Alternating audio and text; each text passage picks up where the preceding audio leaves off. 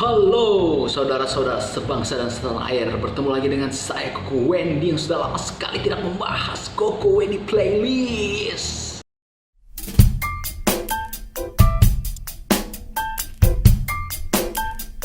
Langsung aja ya bro and sis. Sebelumnya gue ingin memberitahu ke kalian bahwa segmen Koko Wendy Playlist ini sebenarnya tidak didasari dari segala penelitian dan research ya. Jadi gue melakukan ini karena batas kesenangan aja. Info-info yang gue berikan itu memang sebatas yang gue tahu saja ya. Di sini juga adalah salah satu segmen di mana gue memamerkan. Nah, itu harus digarisbawahi. Gue memamerkan playlist dari Koko Wendy. Oke? Dan hari ini gue akan membahas sebuah album. Kalau kemarin-kemarin kan gue membahasnya itu musisi ya atau band. Nah, kalau hari ini gue membahas sebuah album yang sangat menginspirasi gue ya. Album itu adalah album bintang 5 Dewa. Nah, gue akan kasih tau alasan kenapa gue ingin membahas album ini. Jadi album ini kalau nggak salah dibuat di akhir 99 atau awal 2000. Itu adalah masa-masa dimana gue sudah mulai menyukai musik atau mempelajari musik lebih dalam. Waktu itu gue masih SMP lah kira-kira.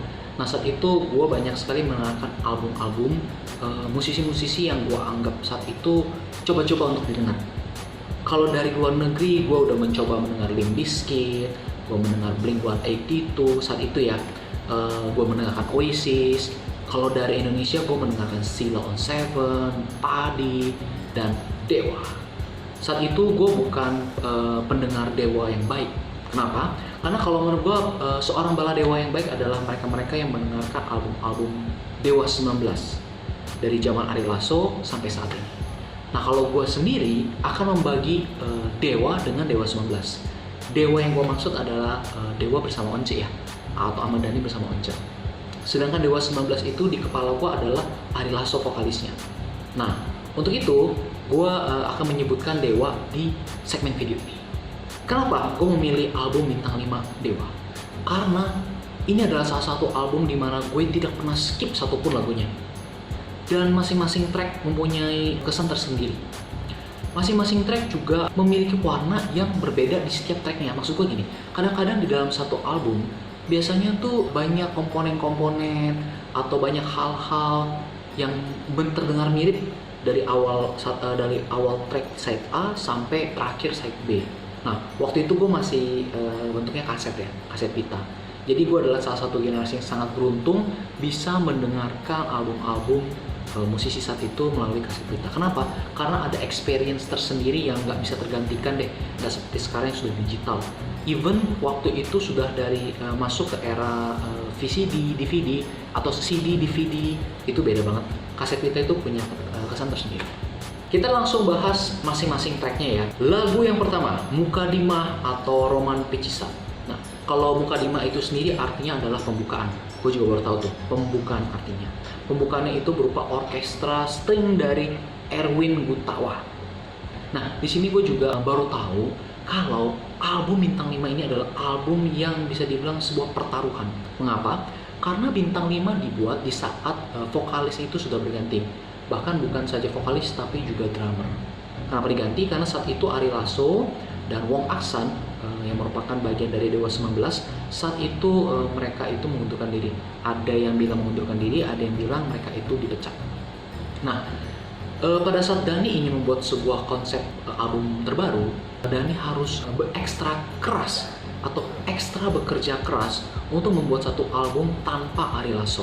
Kita semua tahu kalau Ari Lasso adalah salah satu member yang dari awal sudah bareng dengan Dhani. Jadi Dhani itu sudah bikin banyak lagu yang sesuai dengan vokal dari Ari Lasso.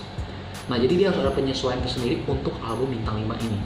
Ketika Once masuk dan Once mengajak temannya yaitu Tio Nugros, drummer yang sangat-sangat keren, yang sangat menginspirasi gue juga. Dhani harus menyesuaikan suara dari Once.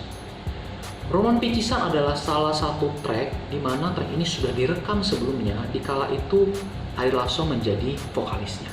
Sehingga kalau kalian dengar baik-baik atau mungkin banyak dari kalian tahu, ref dari lagu Roman Picisan itu masih ada vokal Ari Lasso-nya. Dan gue juga baru tahu vokal di dalam lagu Roman Picisan terdiri dari musisi-musisi yang sudah sangat terkenal. Di antaranya adalah Baby Romeo dan Yanni Lee Bells. Nah, pada saat gue mendengar lagu Roman Picisan ini, gue memang sangat jarang ya mendengar lagu dari album-album Dewa 19. Namun Roman Picisan saat itu saja sudah membuat gue merinding.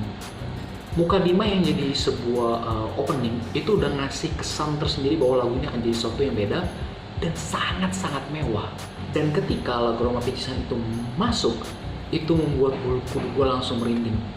Bahkan ada beberapa bagian part di mana ada bagian tepuk tangannya ya. Itu menurut gue sangat-sangat khas di lagu Roman Picisan ini. Jadi di sini di salah satu awal dari album Bintang 5 di mana kita Baladewa dibuka pintunya untuk masuk ke track-track Bintang 5 yang tidak kalah kerennya. Saat gue pertama kali mendengar Roman Picisan, gue meyakini bahwa track-track berikutnya akan menjadi sesuatu yang sangat menarik. Dan itu benar saja. Ketika lagu berikutnya atau track berikutnya Dua Sejoli dimainkan, di situ gue sudah merasakan ada sebuah bentuk eksperimen dari Dhani untuk membuat sesuatu yang beda. Kenapa? Karena Roman Picisan sebelumnya itu dibuat untuk Ari Lasso. Setelah Roman Picisan, track-track selanjutnya itu sudah dibuat Dhani untuk vokal Once. Dua Sejoli itu punya sebuah sentuhan yang agak menarik ya. Jadi menggambarkan cerita tentang atau cerita percintaan lah. Tapi setelah gue dengar baik-baik, sebenarnya lagu ini adalah lagu dari pria untuk wanita. Kalau kalian dengar baik-baik liriknya itu sudah sangat jelas ya. Dan itu menjadi sesuatu yang unik sendiri dan membuat gue tersadar bahwa di album Bintang 5 ini lirik-liriknya itu luar biasa. Lirik-lirik dari semua track album Bintang 5 ini banyak diambil dari novel, dari sastra-sastra yang terkenal ya, di antara Khalil Gibran dan yang lainnya. Masuk ke track berikutnya, Risalah Hati. Nah, Risalah Hati ini favorit gue juga. Kenapa? Karena mungkin karena faktor video klipnya ya, gue jadi agak kebawa nuansa lagu itu. Dan yang menarik, Risalah Hati itu terakhir-terakhirnya itu ada vokalnya Shanti ya. Gue baru berapa tahun kemudian baru tahu kalau vokalnya itu diisi oleh Shanti. Itu sangat mantap banget. Dan flute-nya wow, memberikan kesan tersendiri di lagu ini. Dan beberapa gosip mengatakan bahwa Risalah Hati itu katanya ciptaan Bunda Maya. Gue kurang tahu itu benar atau tidak, tapi apapun itu lagu ini benar-benar memberikan kesan tersendiri ya. Salah satu track favorit gue di album Bintang 5. Kita masuk ke track berikutnya, Separuh Nafas. Nah ini juga jadi salah satu track atau anthem Baladewa kalau Dewa ini manggung. Karena ada pesan bahwa Separuh Nafas ini untuk para Baladewa. Tapi ada juga yang bilang bahwa sebenarnya lagu Separuh Nafas ini tuh katanya lagu yang dibuat Dhani untuk Ari Lasso katanya. Karena Ari Lasso meninggalkan band ya, band Dewa ini. Nah, gue kurang tahu pastinya, tetapi ada info yang menarik bahwa sebenarnya lagu ini hampir di atas 70% itu sebenarnya lagu ini adalah ciptaan Andra. Bahkan drumnya daripada lagu ini sendiri itu sebenarnya ada ide, ada tumpahan ide dari si Andra itu sendiri. Jadi kalau kalian perhatiin, intro dari lagu Separuh Nafas ini tuh drumnya itu menggunakan drum elektronik ya. Dan gue sih merasa drumnya ini drumnya itu simple, tapi jadi ciri khas lah maksudnya. Oke, kita ke track selanjutnya, Cemburu. Nah kalau Cemburu, waktu pertama kali gue denger lagu ini membuktikan bahwa ini seleranya Dhani ya, Queen-nya tuh berasa banget. Kalau gue merasa nih Queen-nya berasa banget. Dan katanya sih Cemburu ini ada campur tangannya Once juga dalam proses pembuatan entah itu lirik atau musiknya. Tapi klasik banget. Kalau kalian perhatiin setelah kalian denger track sebelumnya lalu mendengarkan lagu Cemburu itu beda sendiri, agak rock and roll 70s 60s gitu lah. Dan saat gue mendengar lagu Cemburu, semangat gue untuk mendengarkan track berikutnya itu agak apa ya, terangkat kembali. Karena kalau kalian perhatiin dari track awal sampai Cemburu aja itu udah beda banget gitu loh. Dan gue suka kalau ada band yang semi experience dalam satu album tuh gue banget lah, ini Bintang 5 lah. Kita ke track berikutnya ya, Hidup Adalah Perjuangan. Salah satu lagu yang liriknya itu sangat apa ya, awalnya gue mendengar lagu ini tuh motivasi ya, tapi sebenarnya nggak cuma motivasi, tapi banyak pesan-pesan sih. Pesan-pesan yang gue nggak dapet itu di track-track sebelumnya. Kalau gue yang gue rasakan ya, kalau track-track sebelumnya kan lebih ke arah cinta. Kalau ini benar-benar ke arah hidup. Seperti judulnya Hidup Adalah Perjuangan. Jadi ini membangun diri gue percaya bahwa album ini tuh agak universal ya. Jadi nggak bicara soal cinta, nggak bicara soal pria dan wanita atau sebaliknya gitu. Track berikutnya. Kalau track berikutnya itu adalah Lagu Cinta. Lagu Cinta ini menurut gue penggambaran yang sangat apa ya bahasanya ya, Liriknya itu puitis, cinta monyet banget kalau menurut gua. Tetapi di bawah ini tuh sangat-sangat dark. Salah satu track yang paling dark di album Bintang 5 itu menurut gua ya. Vokalnya itu begitu menjiwai banget, begitu perih gitu, begitu lonely.